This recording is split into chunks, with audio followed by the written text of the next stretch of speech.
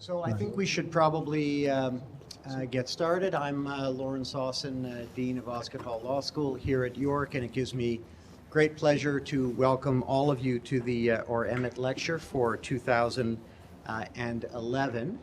And we're going to have, come join us, we're going to have my colleague Mike is going to introduce John, our speaker, and you will hear about his many accomplishments and talents in a moment. I just, apart from welcoming you, wanted to just say a word about this lecture series. It's one of the most significant moments in the life of the law school each year. It was started, I think, in 1976 and has really been a galvanizing force each year, especially for the colleagues who embrace the spirit in which the lecture series was developed, which was to explore law in the largest sense. And I think, in fact, on the flyer, it indicates just in a quick blurb that the subject areas in particular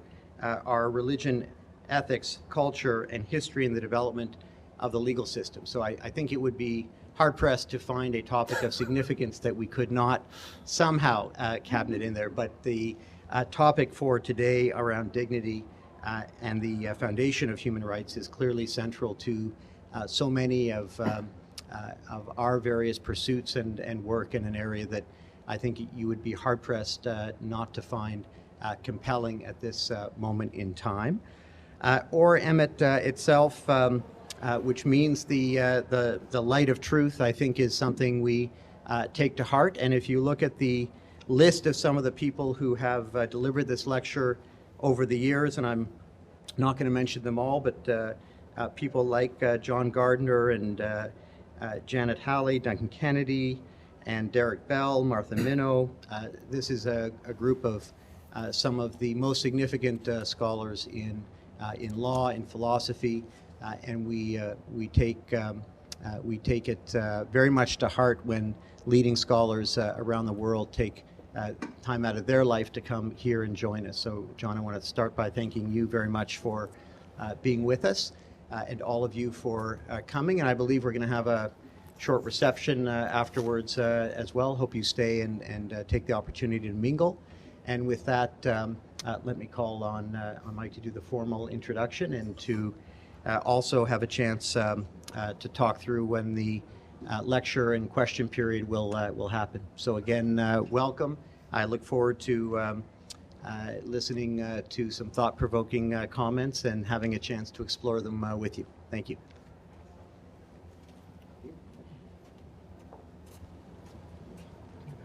Thank you, Dean Sauson.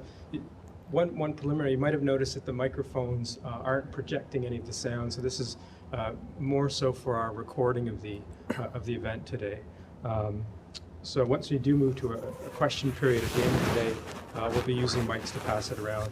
This is merely for our recording and archiving of this talk.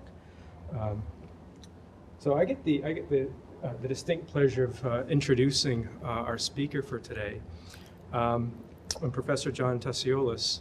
I think that I'll say a bit about his short biography and a bit about his work, but I think his lecture today will show that in many ways his concerns in legal theory and his work in political and legal philosophy in particular show very much the ways in which ideas in political and legal theory have a kind of deep ethical significance that ought to show and display for us some of the virtues of the field of philosophy of law and social philosophy more generally.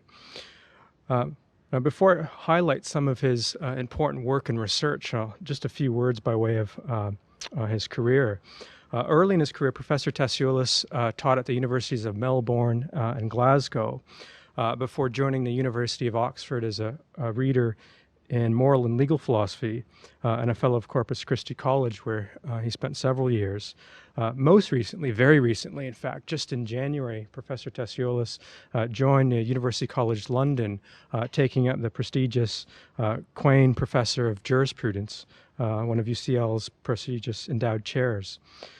He's also been awarded several prominent research awards, including 2 Research Leave Awards from the Arts and Humanities Council and a British Academy Research Development Award for his work on human rights. I think his publications and interests in research fall into at least 4 broad areas. First, he's published several cutting-edge articles in the philosophy of crime and punishment, and in particular has done significant work on the communicative aspect of punishment, and especially the relation between ideas of retribution and mercy. Second, he's worked on several problems in the philosophy of international law, including problems such as the legitimacy of international law, international crimes, the nature and scope of state sovereignty, as well as the nature of customary international law. A third area of interest is more general in moral philosophy and metaethics.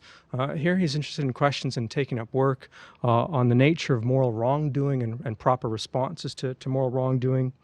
He's worked on components of well-being, as well as metaethical questions about the reality of moral values, and as well the possibility of moral knowledge itself. This brings us to his 4th area of research, which very much fits, his lecture today will very much fit into. Professor Tasioulas is one of the leading theorists of philosophy of human rights of our time. His accounts of human rights, I think I'll venture my own view about their uniqueness and their value. They're distinctive in that he's engaged in a pluralistic account of human rights, in which he aims to develop an interest-based account, especially one that seeks to provide us with resources to try and respond to some familiar objections that human rights are simply reflect Western parochial values. And also, one of the unique features of his work on human rights is that he's very much unlike other theorists, attempting to show how work on the philosophy of human rights should play a role, can play a role in the development of international law itself, as well as the evaluation of international law. And I think more generally, as I mentioned earlier, Professor Tasioulas' work displays, I think, many of the virtues of social philosophy.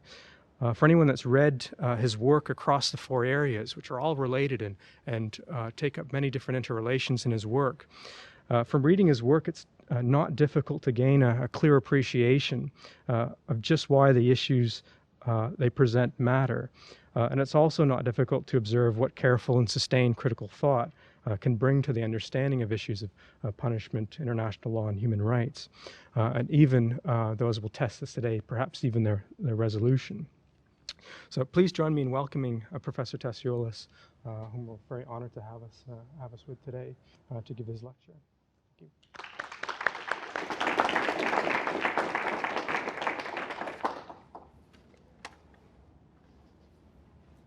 Well, thank you very much to Lawrence and Mike for that very kind, very generous introduction.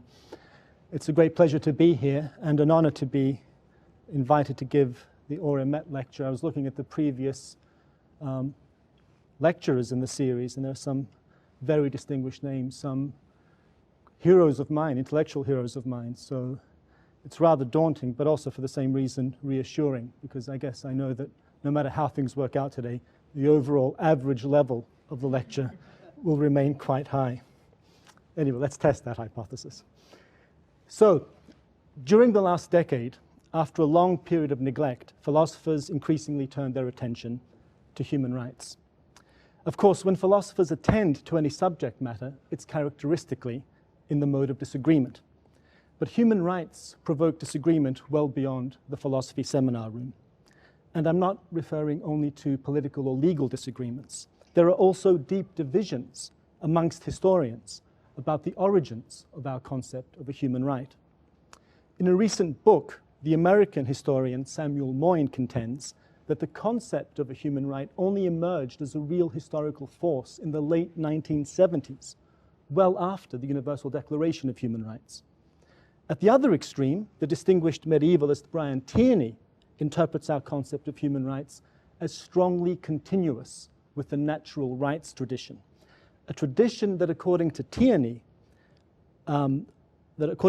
originates not with the Enlightenment of Locke and of Kant, but rather with the humanistic jurisprudence of the 12th century, the jurisprudence that sought to harmonize canon law and Roman law. Now, in this disagreement, I side with Tierney. The contemporary idea of a human right, it seems to me, is essentially that of a natural right. And this is so along two quite basic dimensions. First, they're both moral rights we possess simply in virtue of our humanity. We possess these rights not because of any individual achievement or social status of ours, nor because they're conferred upon us by a positive legal order, but simply in virtue of our standing as human beings. And the second dimension relates to how we discover these rights, by the use of ordinary moral reasoning, or natural reason, in the language of an earlier tradition. Now, I take this to be the orthodox account of the nature of human rights. Well, it was orthodox until fairly recently anyway.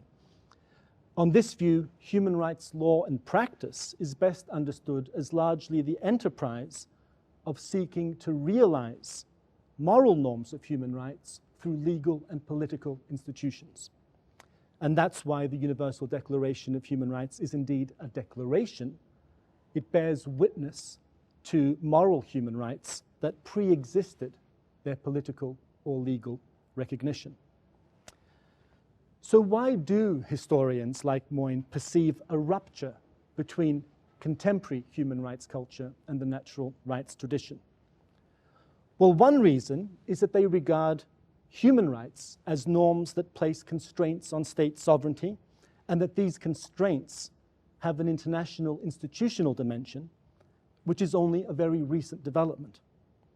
Now, this sort of rationale has been importantly taken up by philosophers, mainly under the influence of John Rawls, who advance what might be called a political conception of human rights. Its adherents claim that the orthodox view is outmoded because it overlooks important political functions that are integral to the concept of a human right. And two such functions have prominence, or two sorts of functions. Internally, human rights are interpreted as necessary conditions for the legitimacy of a state.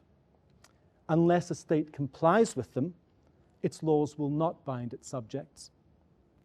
And externally, human rights operate as standards whose violation, if sufficiently extensive and persistent, trigger a case for some form of international intervention or concern.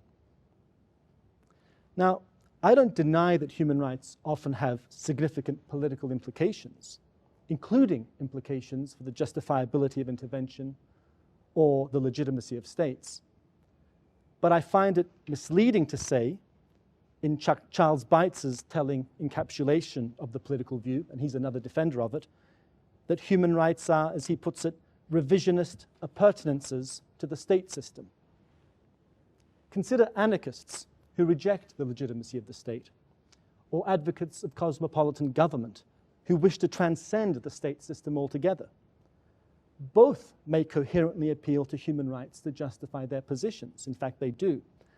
And even if anarchism and cosmopolitanism are not in the end compelling doctrines, the reason for this is not that their advocates are guilty of some kind of conceptual error about human rights. But there's another, more subterranean explanation for Moyne's discontinuity thesis. And that is, if I can put it a little provocatively, the arm's length relationship that most historians strive to maintain towards the truth, or more specifically, towards the truth about morality. It seems to be part of a commonly accepted ideal of professional objectivity that historians' explanations should not turn on the truth or falsity of any moral propositions. The moral truth is treated by them as explanatorily inert. Their commitment to this ideal prevents them from taking seriously the hypothesis that the rise and gathering momentum of the human rights movement is to be explained in part by the fact that it's inspired by fundamentally correct moral principles. Or to put it in the terms of this lecture series, that the movement's trajectory is guided by the light of moral truth. But adopting this sort of approach dislodges an important motivation for treating human rights as continuous with natural rights, namely, the belief that both terms have been used to convey some objective truths of human morality, truths which have been formulated and implemented in different ways and with varying degrees of insight and success in diverse historical epochs. Now, this arm's length relationship to the truth also finds a responsive echo in contemporary philosophical theories of human rights. John Rawls, again, has led the way in arguing that human rights are categorically distinct from natural rights because they're not grounded in what I called ordinary moral reasoning. This, you will recall, was the second dimension along which I said that our concept of a human right was continuous with the discourse of natural rights. For Rawls, talk of vindication by ordinary moral reasoning is a philosophical can of worms. Reasonable people inevitably disagree about how moral truth is discerned. Some appeal to rational intuition, others to the dictates of God, yet others to the verdict of refined moral sentiments, and so on. Others, more radically, dispute the applicability of truth values to moral utterances. But human rights, with their claim to regulate coercive intervention across national boundaries, thinks Rawls, must be justifiable to all these reasonable individuals, despite their persistent ideological disagreements. So Rawls claims, unlike natural rights, they must be grounded in a form of public reason, a form of reason that is discontinuous with ordinary moral reasoning, levitating serenely above the interminable philosophical quarrels about morality, reason, and human nature. In my view, however, the concern about parochialism that Rawls invokes in order to sever human rights from ordinary moral reasoning actually has the opposite tendency. I see no alternative to grounding human rights in a way that is objectively correct according to ordinary moral reasoning. And by objective, I mean correct independently of the standards that happen to be accepted by this or that particular group. Only an objective justification can effectively counter the charge that human rights morality is an illegitimate attempt to universalize a parochial Western ethical outlook. The alternative is to rely on standards that in some sense people actually share. So, for example, Rawls's own starting point in deriving human rights is the values implicit in a liberal democratic culture. But that leaves us with the problem of what to say to someone who doesn't share those values, or who shares them but is wondering whether or not to abandon them. Without an objective grounding, the human rights project is in danger of becoming just another fundamentalist commitment, albeit a liberal fundamentalism, as many of its critics allege. Now, my concern in this lecture is with the shape that such a justification of human rights should assume. Jacques Maritain famously remarked about the Universal Declaration, "We agree about the human rights provided no one asks us why." Today, however, many people offer the same answer to the why question. They appeal to human dignity, echoing in this respect Maritain's own views. Indeed, the link between human rights and human dignity was already made in the Universal Declaration of Human Rights, though only in the later 1966 conventions is it explicitly affirmed that these rights derive from the inherent dignity of the human person. And the basis of human rights in human dignity was powerfully reaffirmed by the UN General Assembly in 1986, and the concept of human dignity has a near ubiquitous presence in international and regional human rights instruments. But is there anything more than a rhetorically induced feel-good factor to the familiar claim that human rights are grounded in human dignity? Is the notion of human dignity doing any real work here, or is it just a placeholder for some justification the speaker vaguely implies exists, but has done absolutely nothing to specify? At the limit, is it just an excuse for not taking seriously the need for foundations? Perhaps we need a new slogan. We all agree that human rights come from dignity, provided no one asks us what we mean. Well, one way into this question is to see how much progress we can make towards justifying human rights without reliance on the notion of human dignity. Now, human dignity implies some intrinsic value inhering in the status of being a human being as such, a value that confers on us a ranking above all non-human animals. At that level of generality, one might start to wonder how human dignity could possibly fail to be part of the foundations of human rights. Well, let's explore two alternative grounds for human rights, the grounds of love and interests. By love, I mean divine love. Of course, there are also theistic accounts of human dignity, which locate our special worth in some salient aspect in which we, unlike other animals, bear the image of God, in our capacity for abstract rational thought or self-determination, for example.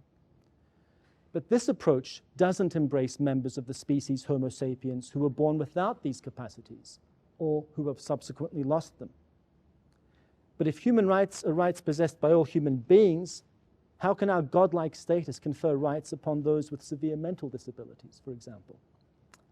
Now, thoughts such as these have led Nicholas Wolterstorff, in an important recent book, to appeal to God in a different way. All human beings possess all human rights, not because of some special value inhering in human beings, but because they are the objects of God's love. Moreover, God loves us all equally, which is why even the most disabled human being has exactly the same human rights as the most gifted members of the species. Now, leaving aside the non-trivial matter of the assumption of God's existence, this argument vindicates so few human rights, even by Wolterstorff's own reckoning, that there's a real question whether he's even addressing the same subject as the mainstream human rights culture. And then there's the familiar difficulty that plagues theistic accounts of moral concepts. Doesn't God need a reason to make humans and not, say, earthworms the special object of his love? For otherwise his love would be entirely capricious. And surely these reasons must relate to qualities possessed by humans as opposed to earthworms. In which case, why can't those qualities directly ground human rights without reference to God's love? Well, perhaps the answer is that they're not sufficiently impressive, these qualities, on their own, to confer the great protection afforded by human rights. But then there's a deeper question about whether this is a justification of the right kind. Human rights are supposed to pay tribute to the value of each individual human being. But on Wolterstorff's account, they are ultimately ways of respecting God. Human beings are, in consequence, radically decentered within human rights morality. The suspicion that something has gone awry here is heightened by Wolterstorff's chief illustration of how love bestows special worth, which is that of an ordinary person suddenly acquiring higher social status because they've been befriended by the monarch. But treating such a person with special respect is ultimately a way of honoring the monarch, not the person himself. So let's now turn to the second justificatory pathway to human rights, the one that appeals to universal human interests. And the idea here is that each of us, each and every human being, in the case of each and every human being, there are certain interests, the fulfillment of which improves the quality of their life. Human rights, on this view, not only characteristically protect certain human interests, such as our interest in not being tortured, in subsistence and education, in being able to practice a religion or to have a family, they owe their very existence to the way they serve these interests. So let me say a little more about these interests. First, they're basic. The value of their fulfillment doesn't merely consist in its contribution, whether instrumental or constitutive, to the fulfillment of some other interests. Second, they're objective. They're interests of human beings, whether or not those human beings believe them to be interests of theirs, or whether or not they desire their fulfillment. And finally, there is a plurality of interests that can give rise to human rights.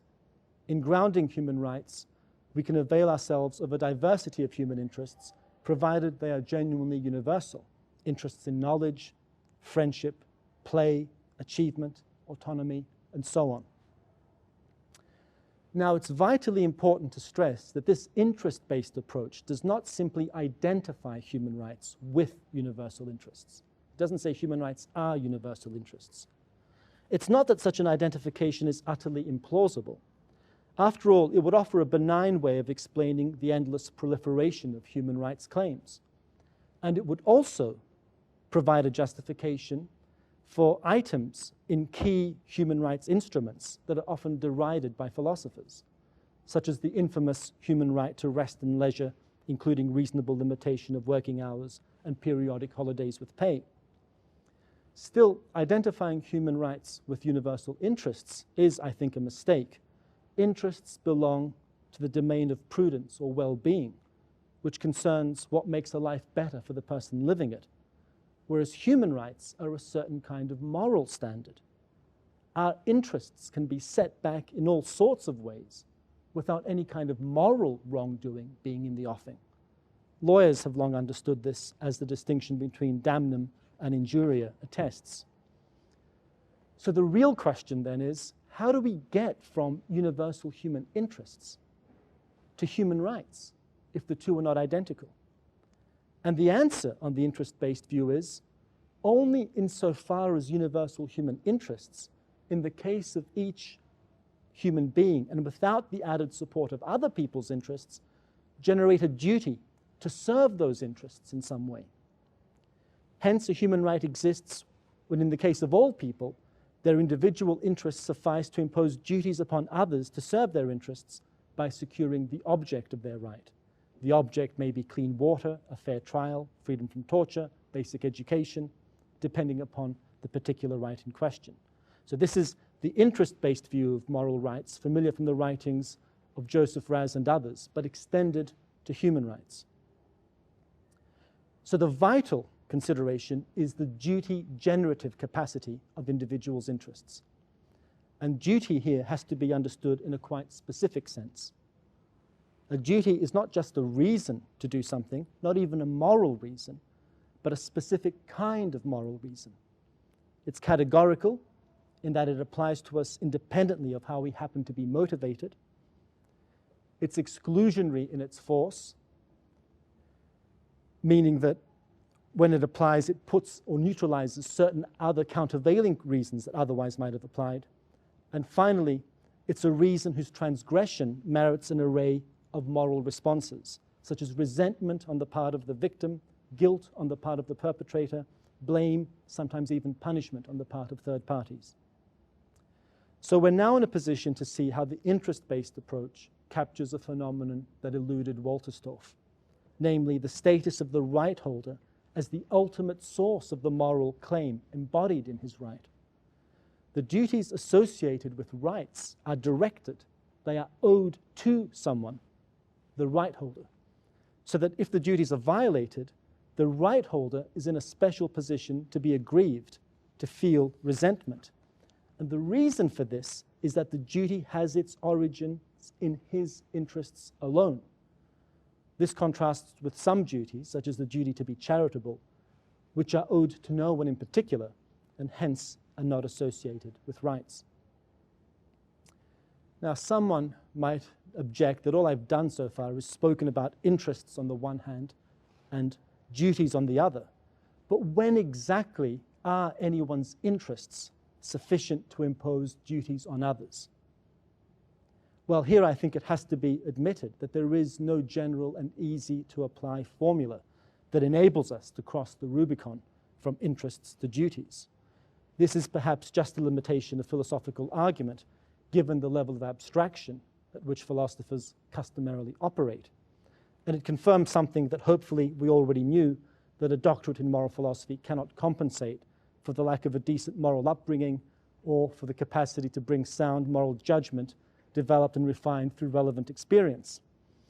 But lest you suspect that these Aristotelian strictures are just an elaborate way of ducking a question that demands an answer, let me sketch two thresholds that I think have to be crossed in getting from universal interests to human rights, or in particular the duties generated by these interests.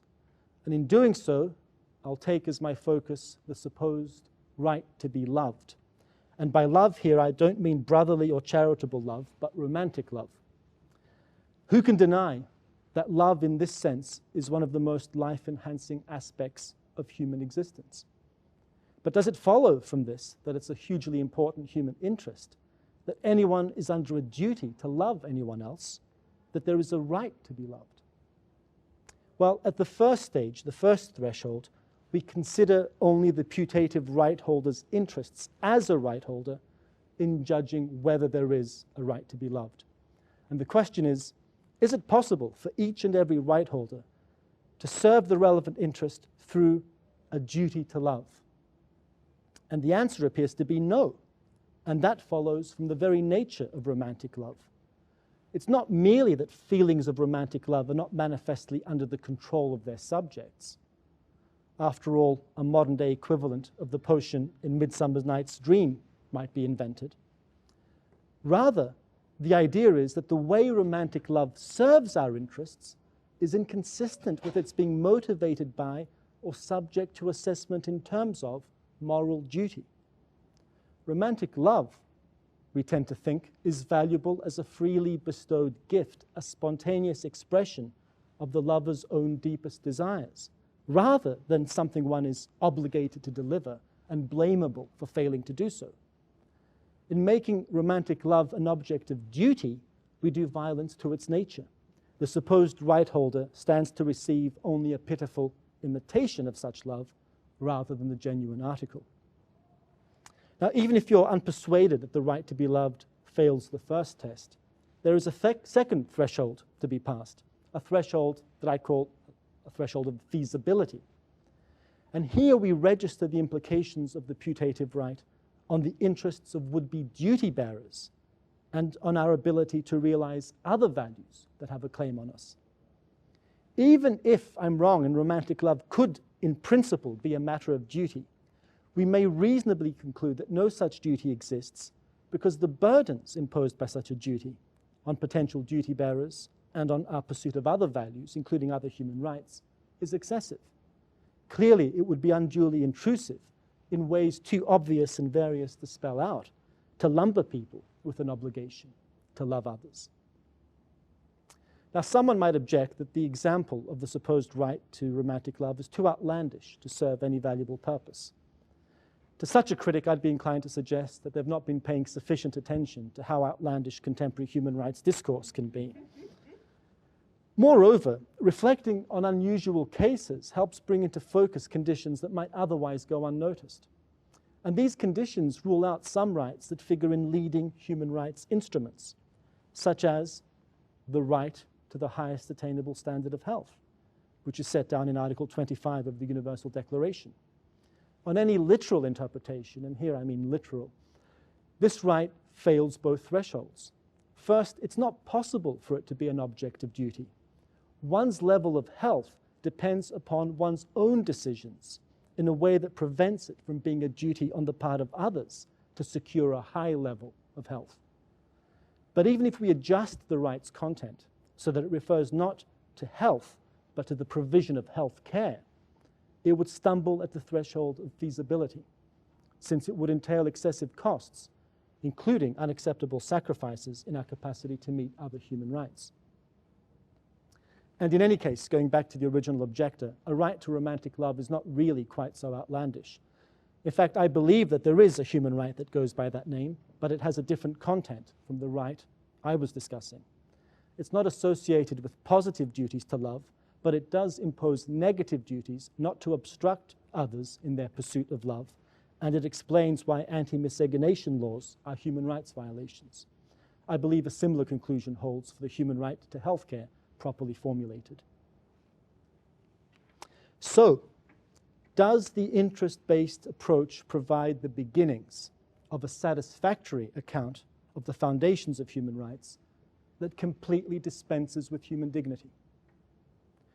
Well, we can't safely conclude that it does until it has withstood two powerful onslaughts from the partisans of human dignity, and I'm going to call those onslaughts the Deontological and the personhood objections. So the deontological objection is perhaps best introduced by means of an anecdote recounted in Thomas Nagel's excellent article, Personal Rights in Public Space. Nagel describes a conference at which philosophers from various non-Western countries, perhaps from states that until recently were behind the Iron Curtain, were invited to discuss human rights with some leading American philosophers. The Americans gave sophisticated analyses of topics such as the human rights to pornography, to engage in racist speech, and to deny the Holocaust.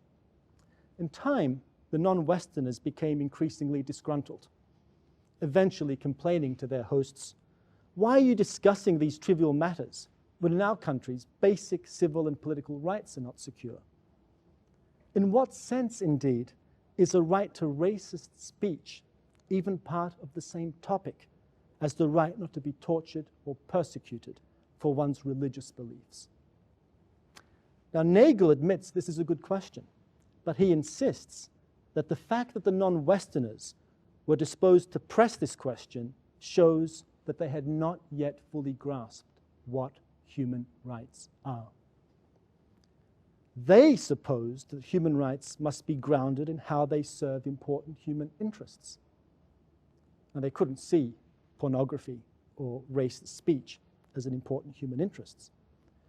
But although many human rights do indeed protect human interests, this is not their primary basis, according to Nagel. Instead, they are primarily grounded in our status, not our interests, and specifically our status as members of the moral community. It's this notion of moral status, I suggest, that we can translate as human dignity. So he's putting forward moral status, human dignity as an alternative grounding for human rights as compared with interests. Now, according to Nagel, human rights have a special function in the design of moral thought, a function they would be incapable of discharging if they were grounded primarily in interests. Using technical philosophical vocabulary, he calls this function their agent relativity. And he defines agent relativity in the following way. He says, rights prohibit us from doing certain things to anyone, but they do not require that we count it as equally a reason for action, that it will prevent those same sorts of things being done to someone, from being done to someone, but not by oneself. So the right not to be murdered imposes a duty on each of us to refrain from murdering others. But this duty is not eliminated or overridden simply because murdering one innocent person is the only way to prevent the murder of two innocent people by somebody else. Instead, the right imposes on us duties personally to respect the life of each and every right holder, so that compliance with the duty cannot be traded off in this way across persons. The agent relativity of the duties imposed on the duty bearer by rights finds its counterpart in the special status, the status that Nagel calls inviolability, that such rights confer on their holders. And the sort of point that Nagel is getting at here, vividly illustrated by a case that I'm sure many of you will know more about than I do. That was a case of the German Supreme Court about the Aviation Security Act. The act authorized the military, in effect, to shoot down hijacked aeroplanes that were being used, if they were being used as weapons of mass murder. And the court held that that act was invalid because it entailed an infringement to the human dignity of the innocent passengers who might be aboard such an aeroplane. It's exactly the sort of point that Nagel is making. Now, Nagel's claim is that if human rights were grounded in human interests, as I've been suggesting, they would lack the agent relativity that confers on us the status of inviolability. And that is because he thinks the moral significance of human rights would then reduce to the moral significance of their underlying interests.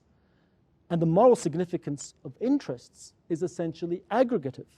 The correct response, moral response to interests, is to maximize their fulfillment across persons, a process that involves trading off one person's interests against another's. But it's precisely the point of rights to save us from being sacrificed in this way on the altar of the common good. Therefore, human rights cannot be grounded in interests. But what's the content of Nagel's alternative justification, according to which rights are aspects of our status as members of the moral community? Nagel's reply, in effect, is that this status comes down to the fact that we possess certain rights. So we encounter a circle. Human rights are grounded in our status as members of the moral community, but that very status is a matter of possessing certain rights. Now, you might suppose that this circularity is a high price to pay in order to secure the agent relativity of human rights. It seems to short-circuit the possibility of rational debate about the existence and content of human rights. And this, in turn, fuels the suspicion that in focusing on rights to pornography, racist speech, and Holocaust denial, Nagel and his fellow American philosophers were indeed reflecting the unusually permissive free speech culture of the United States, rather than any universally binding moral norm. And one does not have to be a non-Westerner to feel the force of this suspicion. The English moral philosopher Bernard Williams was also led to ask whether Nagel's outlook on free speech might not be, as he put it, partly the product of a culturally injected overdose of the First Amendment. Now, the deontological objection, as we find it in Nagel, confronts us with a hard choice. Either surrender the agent relativity of human rights, or else accept them as fundamental moral standards for which a non-circular justification is unavailable. But in the end, I believe this is a false choice. We should not accept his premise that the moral logic appropriate to interests is exclusively one of aggregation that makes no sense of the agent relativity of rights. In the admittedly very brief outline sketch I gave of the interest-based account of human rights, I didn't identify rights with interests, nor did I claim that the reasoning that advances us from interests to duties can be subsumed under some overarching aggregative principle. More generally, there are many approaches to ethics, going back to Plato and Aristotle, that make considerations of human good central to the justification of moral standards, without endorsing the kind of crude aggregative reasoning that Nagel describes. One way of putting this alternative view, is to say that the moral significance of interests finds expression not just in reasons to promote them, to promote their fulfillment, but also to respect them. And respecting interests crucially involves not directly acting against the duty such interests generate, even if doing so would promote the fulfillment of others' compliance with the very same duties. And there are yet other difficulties with Nagel's status-based approach to human rights. You might think that the whole of morality, so far as it concerns humans, should reflect our status as members of the moral community. But subjecting people to punishment in the case of serious wrongdoing is one important way in which we pay tribute to their status as members of the moral community. We punish fellow humans, we don't punish animals. But we balk at the claim that offenders have a right to be punished. More generally, how do we differentiate human rights from other elements of morality that are not human rights, such as demands of charity or ideals of moral perfection? The interest-based theorist has an answer to this question. The part of morality that concerns rights has a distinctive kind of justification. The interests of the right holder suffice, without the additional benefit of others' interests, to generate duties. How can Nagel differentiate the part of morality that concerns human rights from that which does not? Well, one reply is to identify our moral status or human dignity with one particular value among others, but to deny that this value is something that generally enhances the quality of our lives. This is the account of human rights advocated by Amartya Sen, according to whom human rights are exclusively grounded in the value of freedom, but freedom in the relevant sense is not aptly characterized as one of our interests. Now, Sen's argument seems to me to involve an implausible understanding both of the value of freedom and its relation to well-being, and of how interests are served by rights on an interest-based account. So because of the limitations of time, I want to consider how the appeal to freedom might be employed to motivate the second objection to the interest-based approach, the objection that I called the personhood objection. So on the personhood account of human rights, whose leading defender is my former colleague James Griffin, human rights are grounded in the value of personhood, which is one morally relevant value amongst others.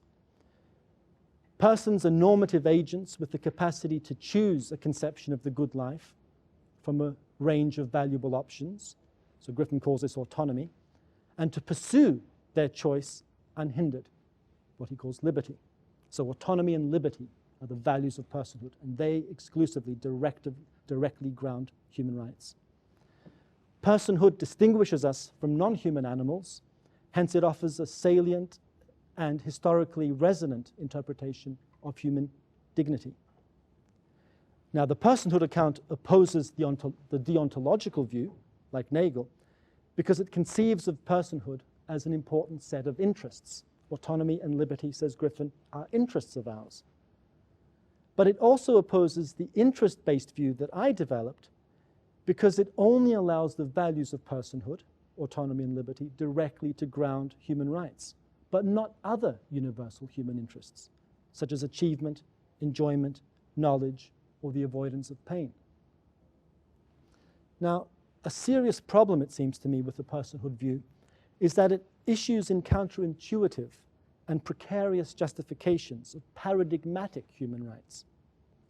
For example, Griffin contends that torture is a human rights violation because of the way it attacks our capacity to reach a decision and stick to it. Now, certainly this is part of the story, but there are many other ways of undermining people's decision-making capacity, such as injecting them with certain mind-altering drugs. Part of what makes torture a graver human rights violation is that it achieves its purpose through the infliction of severe pain. And the avoidance of severe pain is another universal interest, along with the interest in freedom. The human right not to be tortured seems to draw its force from a number of interests that are negatively impacted by torture, not just freedom. And there are yet more problems with the personhood account. It disqualifies an alarming number of human beings from having any human rights, all those members of the species who are not or no longer normative agents. And it needlessly fuels the widespread suspicion that the morality of human rights is a parochial Western construct, one that reflects the elevated status of the value of freedom in Western societies. Still, we would do well to register a powerful motivation that leads Griffin to the personhood view. Griffin believes that the contemporary discourse of human rights is in an intellectually debased condition, to such an extent that the phrase human right has become virtually criterionless, as he puts it. And he worries that the pluralistic, interest-based approach connives at this debasement, exacerbating the problem of indeterminacy by allowing a plurality of interests to ground human rights. But I think this concern is unwarranted. Although I don't share Griffin's deeply pessimistic take on contemporary human rights discourse, he's right to call for intellectual discipline in arguments about the existence and content of human rights. But the interest-based schema, I think, adequately meets that call. It doesn't license us to say there is a human right to X wherever we find a universal interest in X. Instead, we have to ask whether for all human beings that interest generates a duty with the same content. And in asking that question, we have to negotiate the two thresholds that I mentioned. It's the combination of universality and threshold that instills the necessary intellectual discipline, not an ex ante restriction on the kinds of universal interests that may have a rights generative role. So, if the interest-based account of human rights can, as I have been arguing, withstand the deontological and personhood objections, should we reject the idea that human dignity lies at the foundation of human rights? Should we join its many critics, from Arthur Schopenhauer to Steven Pinker, who say that human dignity either reduces to some other value, such as autonomy, or else operates as rhetorical camouflage for the speaker's moral prejudices, often religious in nature? No, such a dismissive attitude is not where my argument led us. The situation is considerably more nuanced, I think. Thomas Nagel and other deontological theorists who claim that dignity or status offers a complete foundation for human rights are, I believe, mistaken. But James Griffin and others who argue that human dignity is really just one component of well-being among others, the interest in freedom or normative agency, are also mistaken. Instead, an alternative position to both is preferable. There is a meaningful notion of human dignity, and it's the notion of an intrinsically valuable status rather than one human interest among others. It does lie at the foundations of human rights, but only because it's foundational to interpersonal morality in general. But it does not exhaust the foundations of human rights. In other words, human dignity by itself cannot generate anything like the familiar schedule of human rights. Instead, it characteristically operates in intimate union with universal interests in grounding human rights norms. Indeed, Griffin himself largely adopts this view in arguing for a norm of equality, a norm of human equality as inherent in the moral point of view itself. Where we mostly part company is his claim that equality is not a basis for human rights, because it will not, all by itself, generate anything like a full complement of such rights. But whether a consideration is foundational for human rights is a different question from whether it furnishes complete foundations. So, my claim is we don't need to invoke human dignity as some kind of extraneous add-on to the interest-based account.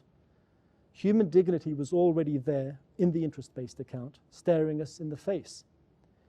Human dignity goes beyond merely conferring moral considerability on its possessors. Non-human animals and even plants or inanimate aspects of nature are objects of moral concern despite lacking human dignity. Nor is human dignity helpfully understood as a condition for possessing any moral rights at all. There's no compelling reason, to my mind, for denying that beings that don't have human rights, such as non-human animals, may possess the standing needed to have some moral rights. Instead, human dignity is a distinctive standing of our fellow humans, a standing that differentiates them from human animals, thereby imparting a special moral significance to their interests. It's a status that informs all of human rights morality, but only because it's at the root of interpersonal morality in general. The idea is that of the human individual considered in him or herself as an ultimate and special object of moral concern. This concern surely tracks back to the fact that the individuals in question have interests. But the important point is, people are not simply to be understood as the locations at which the fulfillment or frustration of free-floating interests happens to be instantiated. The individuals with these interests count in themselves, and not because they're assimilated ultimately to some overarching aggregate of concern. Their counting in this way, I think, is the starting point for making sense of the agent relativity that status-based theorists wrongly suppose demands the abandonment of an interest-based approach to human rights. Now, it follows from the view that I'm gesturing at here that although human dignity is a basis for human rights, it's not itself to be identified with human rights, which is a claim made by Nagel, in effect, by other theorists like Alan Gaworth. Hence, it does not, on pain of the unhappy circularity acquiesced in by Nagel, ultimately boil down to the existence of those same human rights. That human dignity is distinct from any notion of rights emerges through reflection on the case of a liberal racist. Let's call this liberal racist Adam. Adam is a middle-aged man, let's say, who was raised in a deeply racist society, but who over time has come to repudiate racism. And there's no reason to doubt the sincerity of his opposition to racial discrimination. Yet something happens that throws him off balance. When a black family moves into the house next door, he finds himself strangely upset. Adam is alarmed by his own reaction, and he's further disconcerted to find himself apprehensive about the prospect of his children playing with the newly arrived black children. He's filled with a kind of dread and a horror at his own dread. Now, in one telling of this story, Adam is right to be horrified, for his negative emotional responses, which are remnants of his racist upbringing, are discordant with the fact that his black neighbors have an equal share in human dignity. They therefore exhibit a moral deficiency in his character. But has Adam committed a human rights violation through his disrespect of his neighbor's human dignity? It doesn't automatically follow. Recall the two thresholds that need to be crossed before any human right is vindicated. You may plausibly conclude that there are serious obstacles in this case to establishing a rights violation. One obstacle is the idea that our visceral emotional responses are not adequately subject to the control of our will, but there can be no obligation to do the impossible. But even if it were possible, psychologically, to control one's visceral responses, the kind of mental self-policing this would involve would be excessively burdensome to generate an obligation to do it. Therefore, human dignity, no less than universal human interests, cannot be straightforwardly identified with human rights, even if they are the roots of human rights. Human rights are not implicated wherever dignity and universal interests are in play, but both lie at the foundations of human rights. And an implication of this view is that the foundations of human rights are not well described by either of the two broad theories that dominate contemporary moral philosophy, consequentialism on the one hand and Kantian deontology on the other. But given the historical origins of human rights thought in the 12th century, before either consequentialism or deontology were ever heard of, perhaps this should not surprise us. Thank you.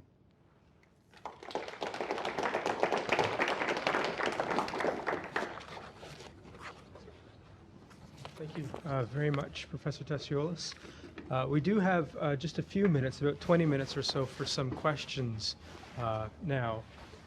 We're mainly keeping the question period short because tomorrow we have the second leg of this event, a seminar from 2:30 to 4:30, which will be led by Professors Hodgson and Priel, who are with us, which will be devoted to discussion of Professor Tasioulas' lecture today. So there'll be a full afternoon tomorrow of discussion, but we do have a few moments for a few questions. Okay, and just wait till I pass you a microphone as well.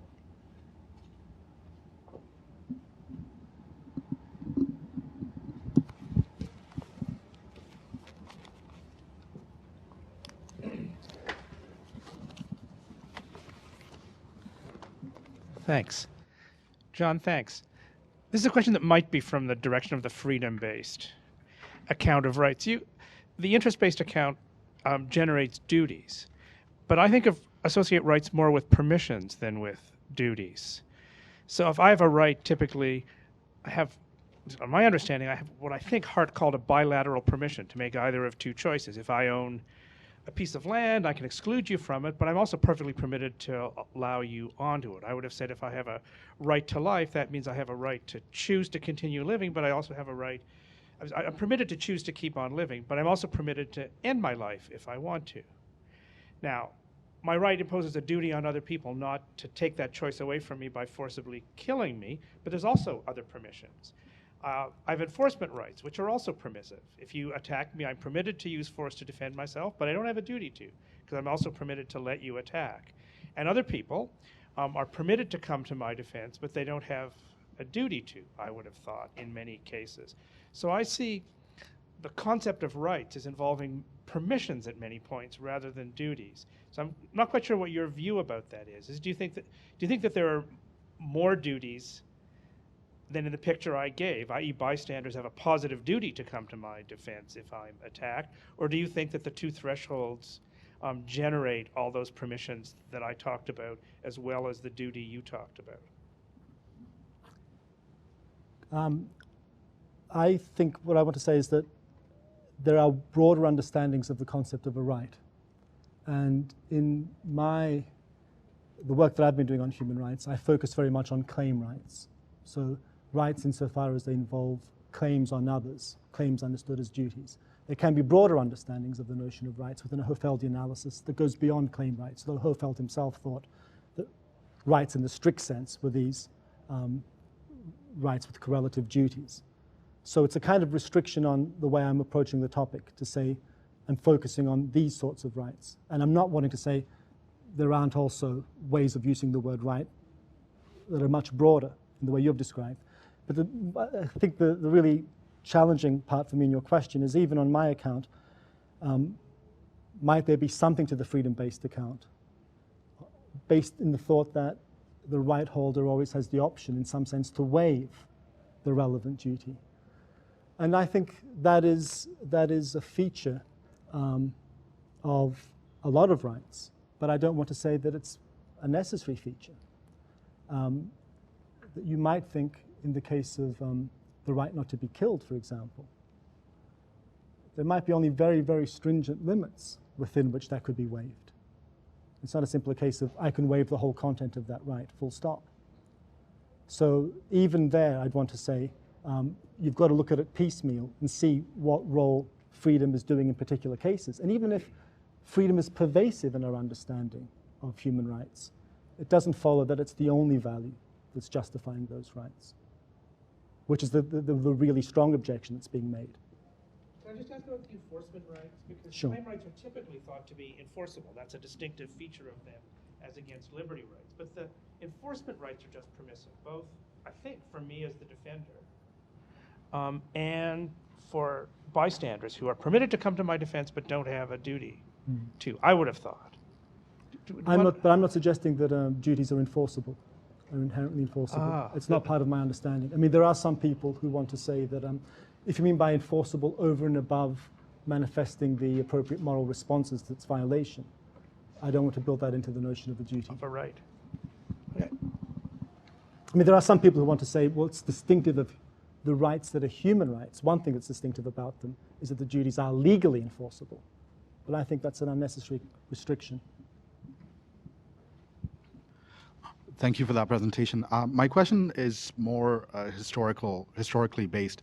I'm really perplexed by why you would trace the origins of human rights back to the 12th century.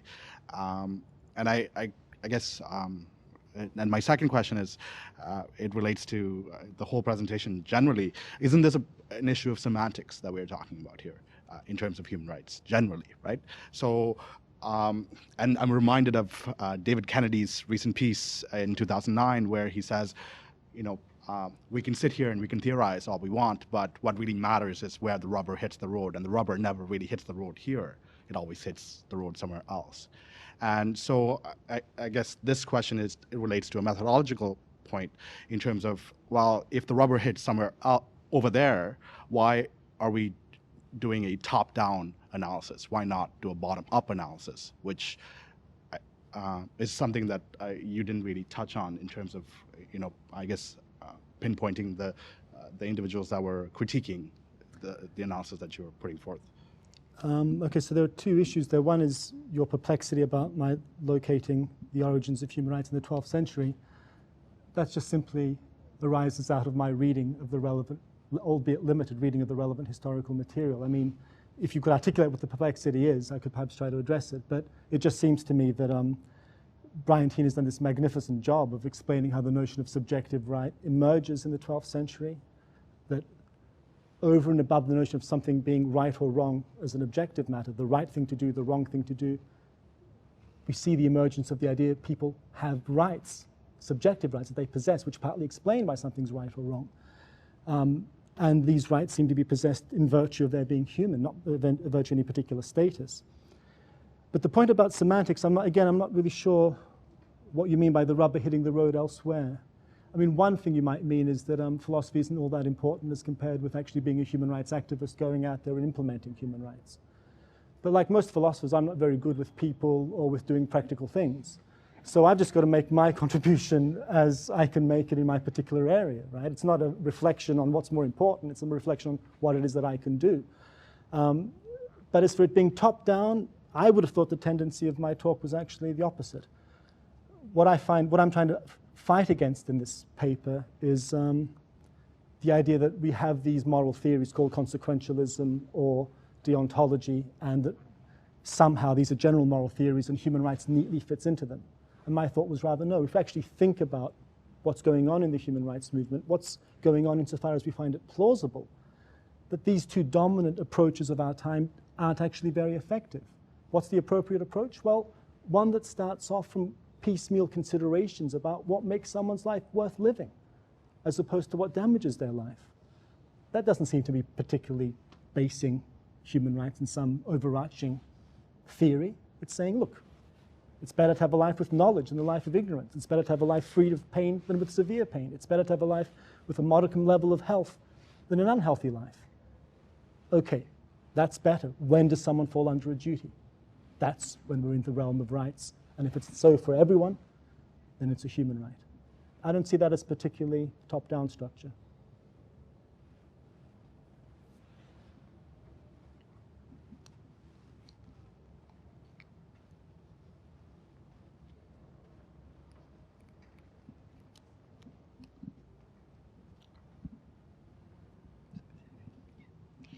Thank you for your presentation. I really enjoyed it. I was hoping maybe that you could elaborate a little bit more on to what extent there's a connection between dignity and positive rights, given that an equal share of human dignity seems to entail an equal share to the means necessary to realize human dignity, right? And that's very much connected to positive rights.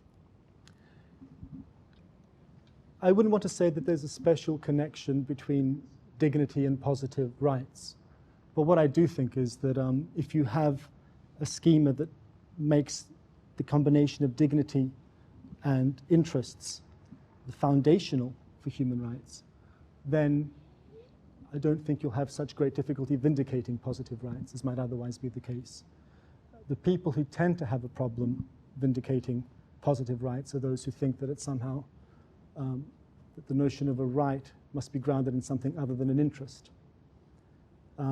So I guess I would say it's not that any particular magical work being done by dignity here, but rather that if you think about the combination dignity and interests, then one of the things you find in asking about the deontic implications of the interests possessed by these individuals, all of whom have equal dignity, is that some of these duties, the primary duties, the ones that don't arise simply from the violation of some other duty, some of these primary duties are actually positive. They require you to do things to further someone's interest in some ways, not just negative.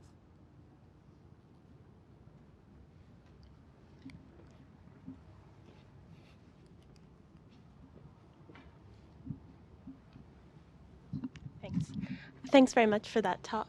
My question, I will admit, is prompted very much by just having finished teaching a class on some of the conceptual difficulties in theorizing and identifying violations of women's human rights in particular. And from my very rough or limited understanding of the field, some women's rights theorists or feminists who look at human rights theories are attracted to the dignity-based accounts, in part almost for perhaps quasi-pragmatic reasons, or the idea that somehow it's easier to hide or cover over or fail to recognize violations of women's human rights when you're given a very broad account of interests, that somehow, speaking purely in terms of dignity or sort of individual agential dignity, allows us to point out violations of human rights that might be covered over by appeals to cultural differences in an interest-based account. Now, of course, women's right is one of the areas where human rights discourse most faces the danger of being accused of Western parochialism. But I was trying to think about your pluralistic foundation, and I was thinking in particular about the two thresholds and the idea of an undue burden and feasibility. And I wondered whether there's a risk in speaking about undue burdens of reintroducing that tendency to be able to cover over things under certain present-day arrangements. I mean, I think the feasibility one, you can answer that, but I wondered whether this is something you've thought about or addressed in particular.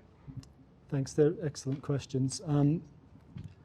It doesn't surprise me that feminists are attracted to the dignity basis, because one of the rationales for the way women have been treated historically is that they are not equal to men in capacity, in humanity. They're not fully human in the same way.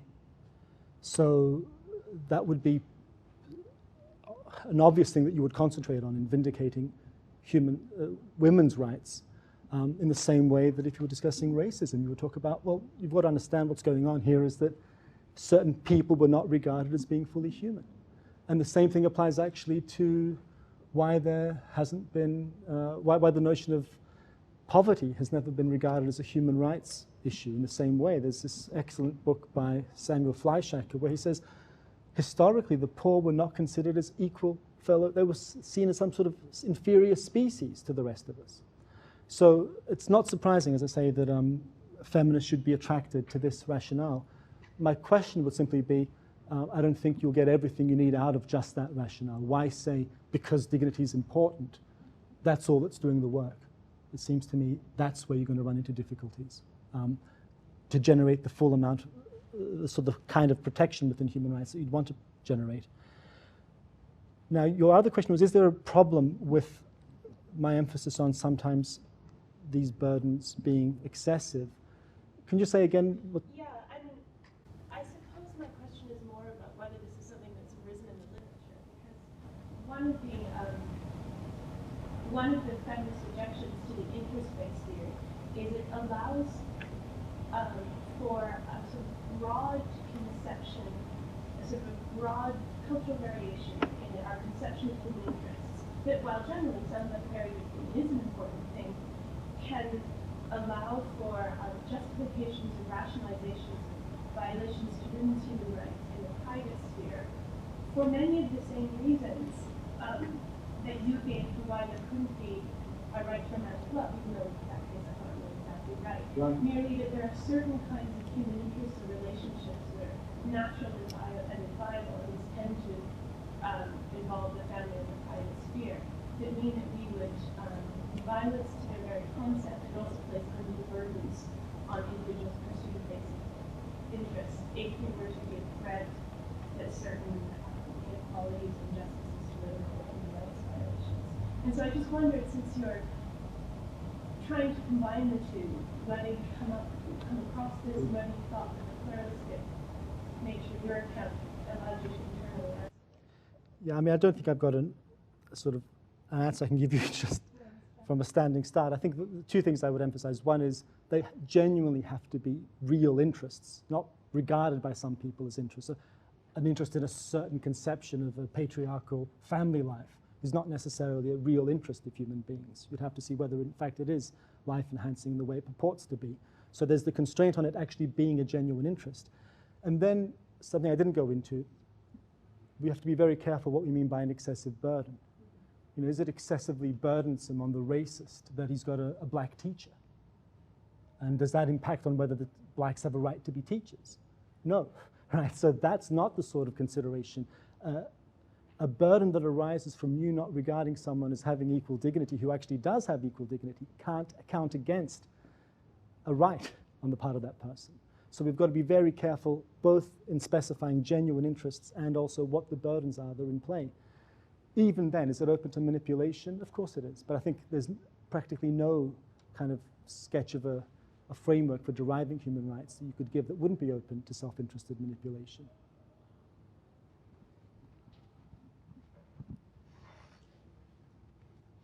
Okay, I see that our wine has arrived, but I think we have time for one more question.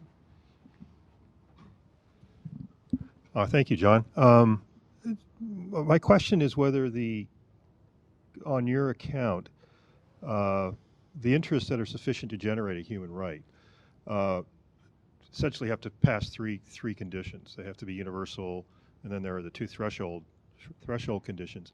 And I'm wondering whether you think those are sufficient to establish a human right, or whether those are merely necessary. And the reason I ask is because on the Razian account, that some individual's interest is sufficient, is enough to trigger a duty, can depend on factors far beyond that interest, that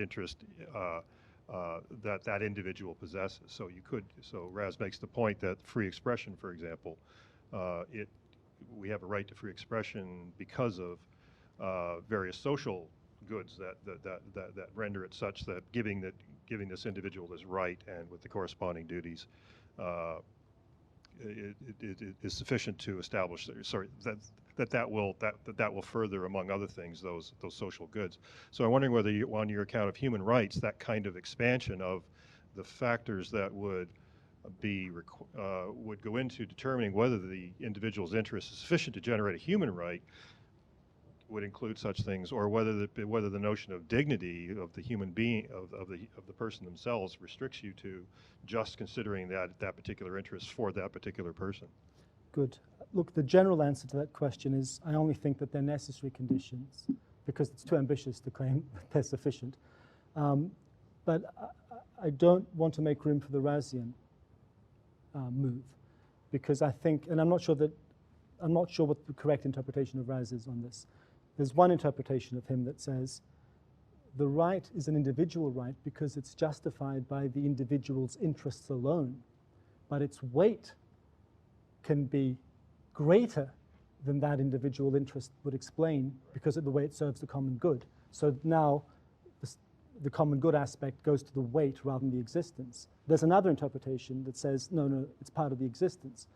But I wanted to talk about the directed quality of duties associated with rights. They're owed to someone in particular. This differentiates them from duties like duties of collegiality.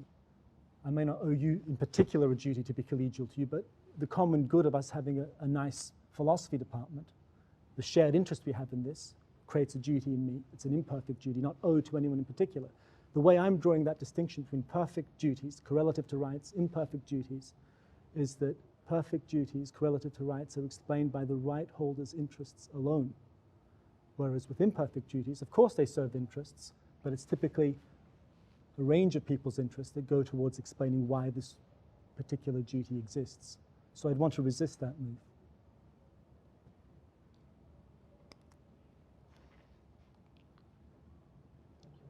Please join me in thanking our speaker. Do try making this seminar tomorrow. Thank you. Thank you very much.